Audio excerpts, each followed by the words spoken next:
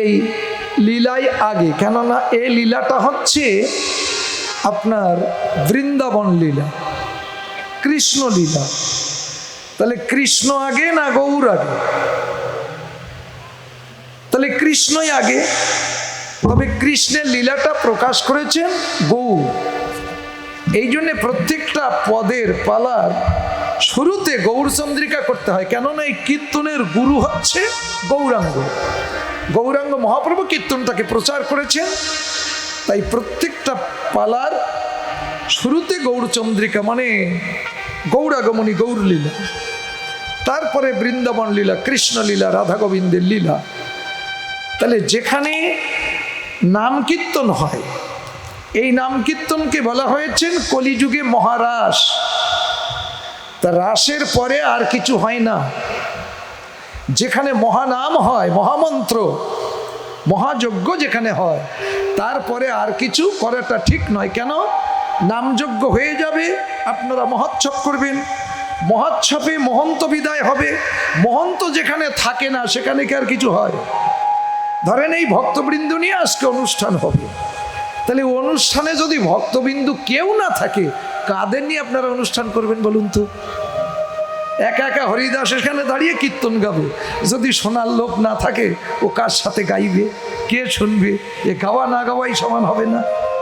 ঠিক তদ্রূপ মহোৎসবের পরে যে মহন্ত বিদায় হয়, মহন্ত বিদায়ের পরে আর কিছু হয় না, সেখানে ধুলা মাখামাখি ছাড়া আর কিছুই থাকে না। এই জন্যে এটা সঠিক আছে, আগে কীর্তন, তারপরে অধিবাস হবে, তারপরে মহানাম হবে, মহানামের পরে আর কিছুই হয় না। কেন? হরেন নাম হরেন নাম হরেন নাম, ওই বাক্যে বলো কলৌ নাস্তেভ্য গতিরন্যথা প্রণামই হি কলিযুগ সর্বযুগ সার, যাহা হইতে হরিনাম মহামন্ত্র হইল প্রচার, ঘোর কলি অন্ধ পাপাচ্ছন্ন জীব, হে কলির কামান্ধবদ্ধ জীব। এই কলিযুগের একমাত্র উদ্ধারের উপায় হলো এই হরিনাম, মহানাম সংকীর্তন। এই নামের পরে আর কিছু নাই, নামই শ্রেষ্ঠ। তো যেখানে নাম হয়, নামের পরে আর কিছু করা মানে নামকে যেন অপমানিত করা। কি সভাপতির যেখানে অনুষ্ঠান হয়, কমিটি হয়, একটা সভাপতি হয়, তাহলে এই ধর্ম অনুষ্ঠানে একটা সভাপতি হয়েছে, সভাপতির বক্তৃতার পরে আর অন্য কেউ বক্তৃতা দিলে মানায়? ঠিক আছে তো? অপরাধ ক্ষমা করবেন। তাহলে এখানে এখন আমি কি পালা গাইব আপনাদের কাছে, সবার কাছে শুনলে এক একজনের এক একটা ভালো লাগে, যার যেটা ভালো লাগে সেইটাই শুনতে চাইবে। তবু আমি উত্থাপন করলাম, যেহেতু এখানে যজ্ঞের স্থান, আর এই সাতক্ষীরা ছেড়েছি যেখান থেকে, সেখান থেকে আমার গোবিন্দের শেষ লীলা প্রভাসযজ্ঞ লীলা। এ পালার আমার গাওয়া হয় না, তা মোটে না হলে 20-22 বছর গাওয়া পড়েই না। এই যখন সাতক্ষীরার দিকে একটুর দিকে আসি তখনই হয়, কেননা ও দেশের গান হলো সব আইন মাফিক। অষ্টকালীন, 16কালীন, 24কালীন, 32কালীন, 64কালীন পর্যন্ত লীলা কীর্তন আমাদের এই বাংলাদেশে হয়। তা 64কালীন লীলা কীর্তন হয়, কিন্তু আমার সাতক্ষীরার মধ্যে এত পালা হয় না। আবার সাতক্ষীরা এলাকায় যেসব পালাগুলো হয়, এ পালাগুলো অন্যদিকে হয় না, ওদিকে সব সিরিয়াল মাফিক। একেবার ভগবান শ্রীকৃষ্ণের জন্মলীলা, রাধার জন্মলীলা, নিত্যানন্দের জন্মলীলা, একদিন ভোর হবে শুধু জন্মলীলা, তারপরে হবে পূর্বরাগ, পূর্বরাগের পরে হয় আবার আমাদের অনেক অনেক লীলা হয়, সিরিয়াল মাপা আছে, কিন্তু সেভাবে আমাদের এদিকে কীর্তন খুব একটা হয় না, জোরের উপর অষ্টকালীন পর্যন্ত হয়। তো যাক, আমি কি সেটাই গাইব না অন্য কিছু গাইব?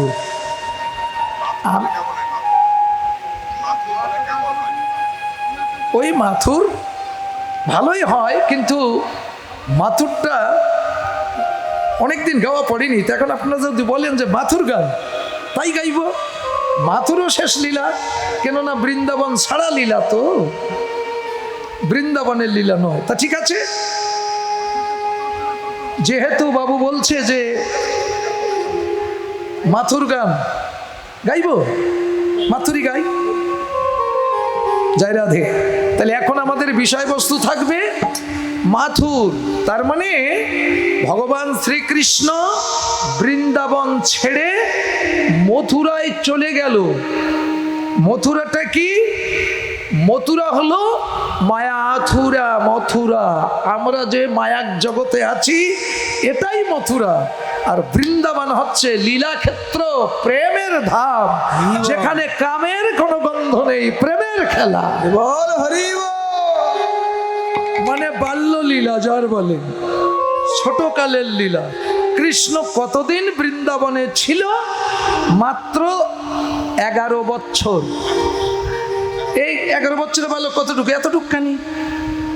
তার ভিতরে যে লীলাগুলো করেছেন ওই 10-11 বছরে, আমি সারা জনম, আমি তো সেই বাঁচা হরিদাস, ছোট্ট হরিদাস, গাইতে গাইতে বুড়ো হয়ে গেলাম, তবু এখনো কীর্তনের এক কণাও আমি এখনো গাইতে পারিনি।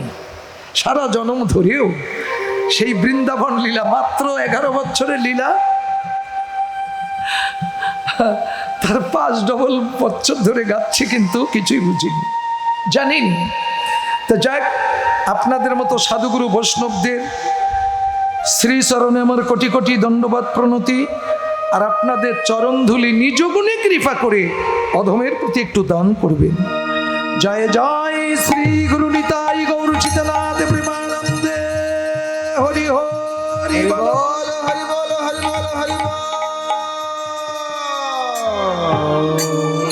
তবে একটা জিনিস, আমি যখন প্রথম কীর্তন গেয়েছি তখন সামনে বসতো কিন্তু ভালো ভালো বাবাজিরা, মাতাজিদের এক ধারে রাখতো, কেননা ওদের অনেক ঝামেলা থাকে। আজকে ঠেলতে ঠেলতে মাতাজিরা সামনে এসে গেছে। শুধু এখানে না, অল বাংলাদেশ, ভারত, সব জায়গায় আমি গেয়েছি। বাংলা ভারত বলতে 2 বাংলার ভিতরে আমি সব জায়গায় গান গাই, কিন্তু মাতাজিরা আগের স্থান জয় করে নিয়েছে। কেন জানেন? এখন মায়েরা বেশি ভক্তিমতী হয়ে এরা ভজনের দিকে, ভক্তিপথে অগ্রসর হয়েছে। বৃক্ষ তোমার নাম, ফলে পরিচয়। বাবাজিরা সব পিছনে পড়ে গেছে, মাতাজিদের সামনে রেখেছে। যে মাতাজিরা সারা জীবন পিছনে দিকে এসেছি আমি। তা যাক, এটাও আমাদের একটা সৌভাগ্যের বিষয়। আর সনাতন ধর্ম বুঝতে হলে কীর্তন দিয়ে প্রকাশ তো।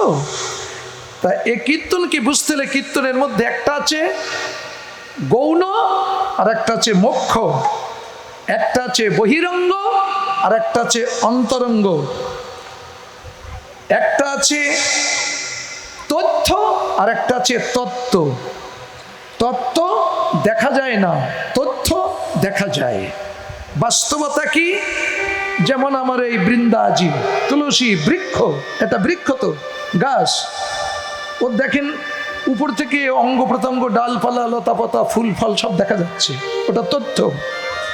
গাছটা আছে কিসের জোরে? নিশ্চয়ই মাটির নিচে ওর মূল শিকড়গুলো আছে। না নেই? আছে তো। দেখা যাচ্ছে কি? ডালপালা দেখা যাচ্ছে, কিন্তু শিকড় দেখা যাচ্ছে?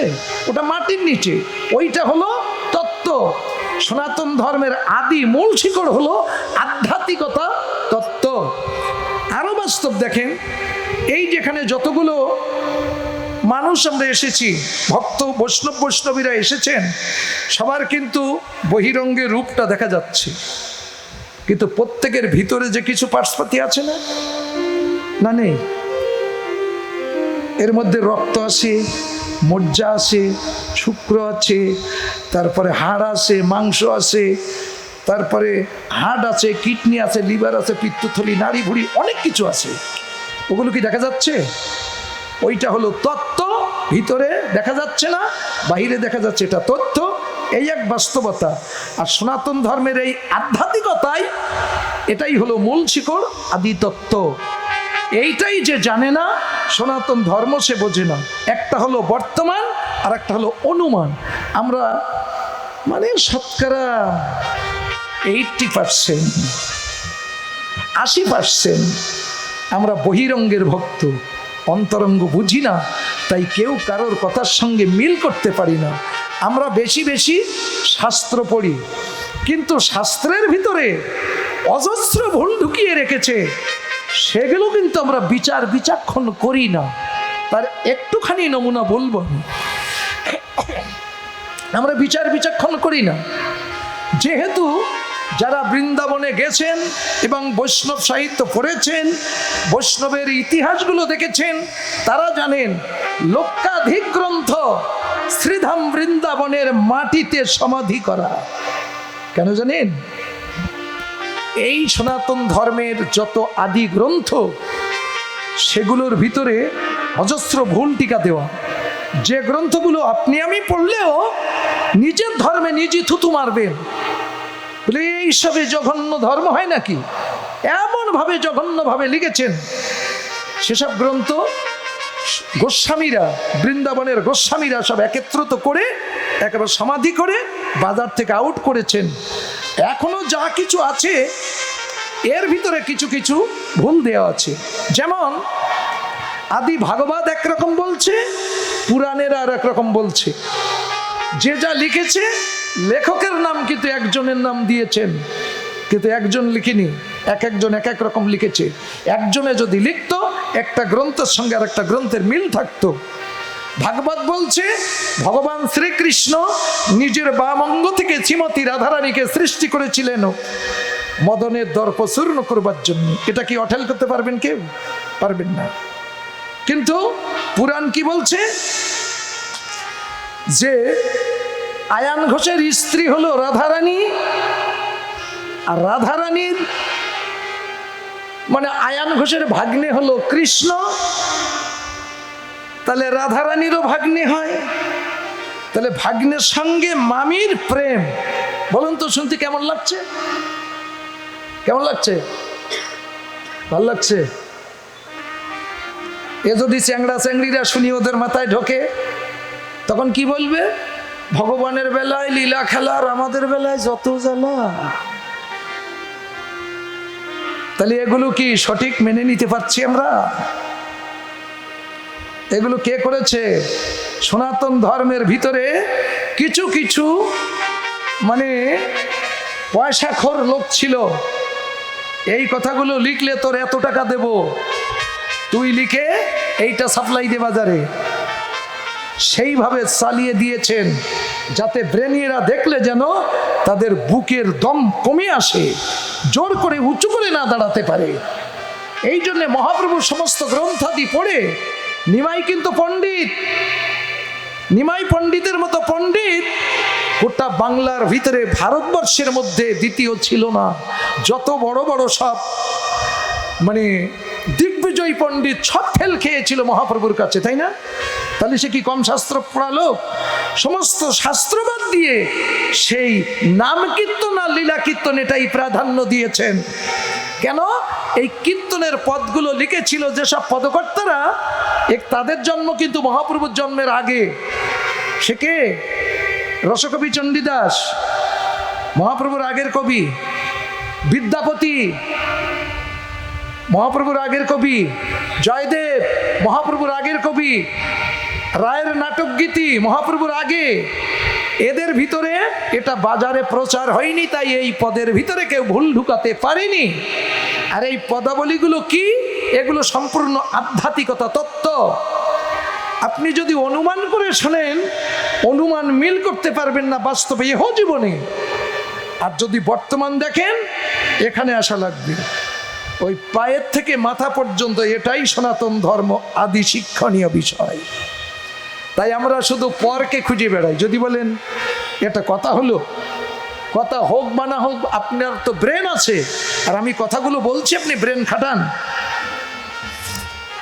শ্রীমদ্ ভাগবত গীতায় কি বলেছেন? হে অর্জুন, আমি সর্বভূতে বিরাজমান। কথাটা কি ফেলে দেবেন? আরো অনেক অনেক গ্রন্থে বলেছেন ঈশ্বর সর্বশক্তিমান, সর্বভূতে বিরাজমান। তাহলে সর্বভূত বলতে সবার ভিতরে তিনি বিরাজ করছেন।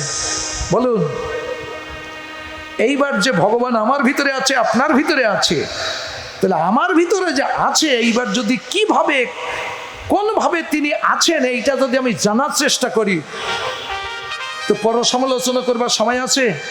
বলুন, পরের দিকে দেখার সময় আছে? শুধু নিজের দিকে দেখুন। জন্মের থেকে মৃত্যুর আগ পর্যন্ত আপনি নিজেকে জেনে পারবেন না। তার মানে এই যে নাট মন্দিরটা আমার নাট মন্দির, এই প্যান্ডেল করেছেন আমার জায়গা, ওই পাশে রাস্তার ধার দিয়ে 20খানা দোকান আছে আমার, 4-5টা ইন্ডাস্ট্রিজের মালিক আমি ব্যক্তি কিন্তু এই দেখতে পাচ্ছেন নগদ ব্যবসা বাকি নেই, এগুলো সব আমার আর আমি ব্যক্তিটা এই মিলিয়ে নিলেন তো। এইবার দেখেন এটা কি মাথা না? কার মাথায়? শশা। আমার মাথা, আমার চোখ, আমার কান, আমার নাক, আমার দাঁত, আমার মুখ, আমার সব আমার, একেবারে পাততলার থেকে চুলির আগা পর্যন্ত সব আমার। এই আমার করছে এই লোকটা কই? আজকে থেকে খুঁজবেন আর খুঁজে বার করবেন যে আমার করছে এই লোকটা কই। এগুলো যে সব আমার সে লোকটা এই দাঁড়িয়ে আছে, আর এগুলো যে সব আমার সে লোকটা কই। খুঁজবেন, দেখবেন তো পরের পিছনে চিমটি কাটা সময় আসে কি? পর সমালোচনা করবার সময় পান কি? পাবেন না। সব বলে গেছেন, দার্শনিক সক্রেটিসও বলেছেন, ভগবান শ্রীকৃষ্ণ শ্রীমদ্ ভাগবত গীতায় বলেছেন, নিজেকে জানার কথা বলেছেন। নিজেকে জানো, ঈশ্বরকে জানবে। যে তুমি জানো না, তুমি তোমাকে চেনো না, তুমি পরকে নিয়ে সমালোচনা করো, এগুলো মূর্খামির পরিচয়। তাই আপনি যত বড় শিক্ষিত হন, এগুলো মূর্খামির পরিচয়। শ্রীমদ্ ভাগবত গীতা, শ্রীমদ্ ভাগবত, বেদ, পুরাণ সবাই বলছে, শুধু আমি নয়। আমি পেলাম কোথায়? আমি তো তাদের ভিতরে পেয়েছি। তাই আজকে এই কীর্তনটা হবে, আপনারা খেয়াল রাখবেন সবসময়ের জন্যে, ভিতরের তত্ত্বগুলো জানার জন্যে। এই মাথুর কি, বৃন্দাবন লীলা কি, সব এই কীর্তন দিয়ে প্রভু প্রকাশ করেছেন। এই জন্যে নিজের দিকে দেখলে বুঝতে পারবেন সনাতন ধর্মের আদি মূল তত্ত্বগুলো কি। জয় রাধে। অনেক কথা বলেছি, আর বলবো না। এবার আমি পালার ভিতরে যাই। পালা মানে কি জানেন? আসতে কীর্তনের 1-2 পালা না, আপাতত এইটুকু ক্ষুদ্র দেশে 64 রকম পালা চলে। অনেকে আমরা 64 কি পালার নামই জানি না। কি আছে না 64টা পালা? যে কি পালা কীর্তনের? কেননা এ বৈষ্ণব সাহিত্য, মহাজন পদাবলীর যে তত্ত্বগুলো, এগুলো আমরা অনেকে দেখিনি, তো জানবো কি করে? তাই এই 64টা পালা, এবং এই যে পালা মানে যে ভাবে পালন করে ভগবানের সান্নিধ্য পেয়েছে, বুঝা গেল? সেইভাবে পালা শুনে পালন করে ভগবানের কাছে যাওয়াটাই পদাবলী কীর্তনের ধর্ম। ঠিক আছে? কিভাবে এই পথে পালন করে সে ভগবানকে পেল, এটাই হলো কীর্তন। সেইভাবে আপনারা শ্রবণ করবেন। তবে আপনাদের কাছে সবিনয় নিবেদন, দয়া করে যেন কেউ লক্ষ্য ভ্রষ্ট হবেন না। নামাচার্য ব্রহ্ম হরিদাস 3 লক্ষবার নাম জপ করত। আপনারা তো জপেন, লাখ পুরাতে পারেন? আর সে 3 লক্ষবার নাম জপ করতো কি করে? কি নাম সে? অজপা নাম চলে, যেটা না জপলেও জপ হয়। অজপা নাম, সেটা চলে 21,620 বার। আর 3 লক্ষবার জপ্ত কি করে? কিছু মহাজনেরা বলেছেন 3 লক্ষ, যার নামে লক্ষ তারই হয় 3 লক্ষ। কি এই কীর্তনে এসেছি, 3 লক্ষ 1 লক্ষে রাখবেন, কীর্তন শোনা সার্থক হবে। যেমন 2 চোখের একটা লক্ষ্য, 2 কানের একটা লক্ষ্য, কি বলছে শুনবো, কি করছে দেখবো। এ 2টো লক্ষ্য এদিকে, ওই সাথে না মনের লক্ষ্যটাও এদিকে। এই 3টি লক্ষ্য 1 লক্ষে রাখুন, তবে আপনার কীর্তন শোনা সার্থক। আর আপনার মতো ব্যক্তির কাছে আমার মতো ব্যক্তি কীর্তন গেয়ে সার্থক, আর আপনাদের মতো ব্যক্তিদের সেবা করে আমার কমিটির দাদা ভাইয়েরা সার্থক। গৌর হরি বল। হরি বল। এই কীর্তন শুনলে মাত্র 25% পুণ্য অর্জন করবেন। আর এই কীর্তনে এসে কোনো রকম অপরাধজনিত ঘটে গেলে তাতে 75% অপরাধের বোঝা হবে। তাই কীর্তন শুনে যতটুকু পুণ্য হয়, অপরাধ করলে তার চেয়ে 3 গুণ অপরাধ হয়। তাই পুণ্য নিতে এসে যেন পাপের বোঝা নিয়ে বাড়ি যেন না, এটা সবার কাছে আমার নিবেদন। কেমন? হরিণ নদিয়া নদিয়া সা রিয়া